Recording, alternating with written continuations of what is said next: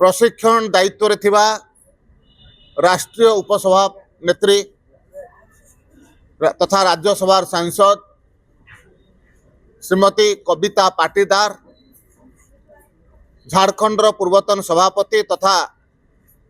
ए पूर्व भारतर दायित्व थिबा प्रशिक्षण पई प्रोफेसर दिनेश आनंद गोस्वामी ठारू आरंभ करी पार्टीर प्रभारी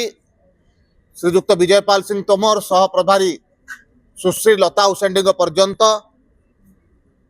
समस्त नेतृवृंद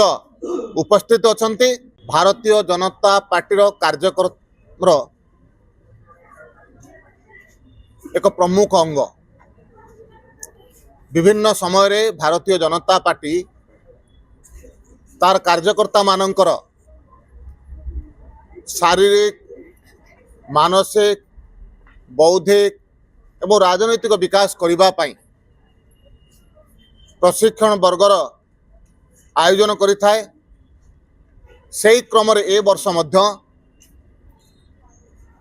पार्टीर समस्त 1052 मंडल, समस्त 37टी सांगठनिक जिला, समस्त 7टी मोर्चार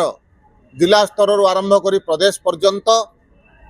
प्रदेशर एवं विधायक एवं सांसद मानकर विभिन्न समय रे प्रशिक्षण वर्गर आयोजन करा जिवो। प्रशिक्षण वर्गर विस्तृत योजना करिबा पई आज ओडिशा प्रदेश तरफ एक योजना बैठक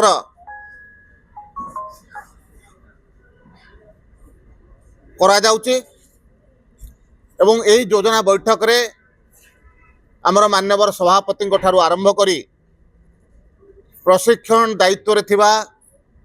राष्ट्रीय उपसभा नेत्री तथा राज्यसभा सांसद श्रीमती कविता पाटीदार,